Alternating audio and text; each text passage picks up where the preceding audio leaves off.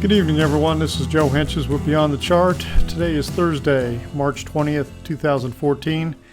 This is technical analysis of the stock market today. I'm going to start off. The Dow was up 108.85 points today. So we've got a little bit of, feels like a bouncing ball.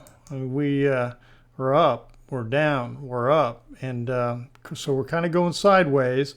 And I talked about that a little bit back in here when I used this as an example. So we got the 2-day bounce, and then we kind of went sideways, down, up, down. So we'll see if tomorrow's a down day. So after the two up days here, down, up, and if we stay in sync with back here in early January, tomorrow will be a down day. But we'll see. Getting mixed signals, and so we're just gonna again. We've got to let the market tell us what the deal is. Okay. And we can guess all we want to, but right now, again, I'm staying with the fact that the Dow is not taking out the all-time high here, or this high here on December 31st, and so I'm sticking with this this scenario for the moment. We're getting mixed signals with some of the stocks. We're getting mixed signals with some of the ETFs. So we're just going to have to wait and see. Again, same sideways on the S&P 500. After 2 up days, down, up. And, really, I mean, you couldn't get any more tighter. I don't think we've taken out the highs, and we're just really just going sideways. So you can tell the market's trying to figure it out. We're trying to figure out if there's something more dangerous creeping in Ukraine. And same thing here with the NASDAQ going sideways. The New York Composite, little more of a downward bent in here. The high today did not get back up near the highs of the last 2 days, so that's not quite as bullish as the other indices. The Russell 2000, same thing, did not get nearly size. So the broadest of the indices, the last two, were not as strong as the Dow and the S&P, the NASDAQ. Okay. Those are the indices, or look at the indices. Let's take a look at the short-term trading into some of our indicators here. And where is it? Usually it's right on it. We had a very low reading today, 0.51. Okay, very bullish, which from a contrarian perspective is bearish. But mostly what I'm going off of is the blue line, the 10-day exponential moving average. And that is at 1.02, so we don't have it below 9.9.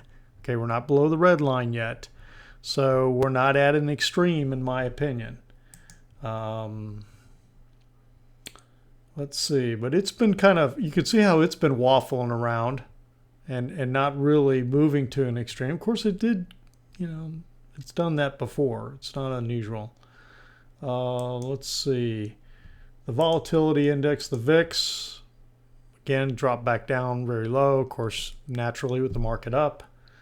And again, I'm not seeing anything in here, in particular the high-low index. This was interesting that for an up day, the number of new highs, the net new highs minus lows has dropped the last 2 days and dropped today. So, I don't know, we'll see. This little pattern will be interesting to see if we have an update tomorrow or not, because sometimes I've seen this on indicators where we get a little W, what I call a W hook pattern, and sometimes that next move is up off of that. And we'll just have to see. I've seen that on RSI in the past, and it always gets my attention. All right, well, take a look at these ETFs real quick. Now, this is why I'm thinking that this is kind of a little contrarian going on here, okay? Look at the semiconductors. It's just blasting to new highs. It's like the market's saying, no, we're not tired. No, economy's going great, and semiconductors, yeah, we're just rolling right along. So, and then you've got the home builders at the opposite end of the spectrum. It pulled back down, of course, real high intraday yesterday, then pulled back down today. Now it could reverse and swing up here, and if it breaks this line, we almost get a little bit of a I don't know. You could make the case for like a cup and handle type swing type thing, but again, it's got to come back up here. It's going to break one of these two trend lines. It's going to either break this trend line or it's going to break this trend line. So that's what we have to watch for. And then last but not least, the financial ETF. Look how strong that was today. So that exploded up here, and I think that's a new closing high. I believe it is. Yeah, I mean closing, it's well above that. You can just put the bar at the top of the closing, and you can see that, you know. So all of a sudden it was kind of lagging and, you know, stalling out, and then boom, today just blew up to the upside. So again, we got semiconductors and the financials pushing really high to the upside. So you just kind of wonder, okay, is the market gonna continue pushing, and is the Dow then going to turn around and take out the high, and is that going to put us in another major leg up? So that's a potential scenario that could be developing. All right, I'm going to take a look at 3 new trade ideas tonight. Again, what am I doing here? Let's go back over to the window, and we're going to look at CREE, start off with. I think we've gotten a couple closes in here above the 10-day exponential moving average. We're right at this nice trend line that it's trying to break out of.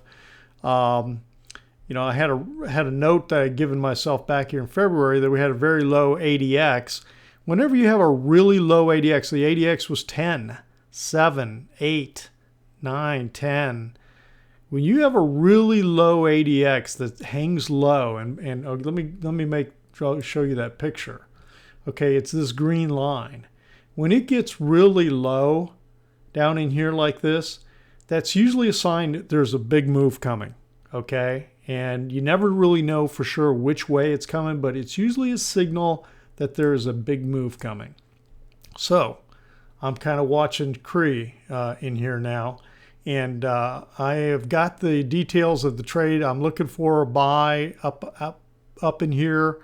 I've got the details on the Trade Idea webpage, but I think this looks like it may be ready to pop. The next one, F5, I stopped ourselves out of this trade today, got out of the puts. We had a loss, 39% on the puts. This thing I had a target right down in here, and it just never quite hit the target where I could have grabbed some profit.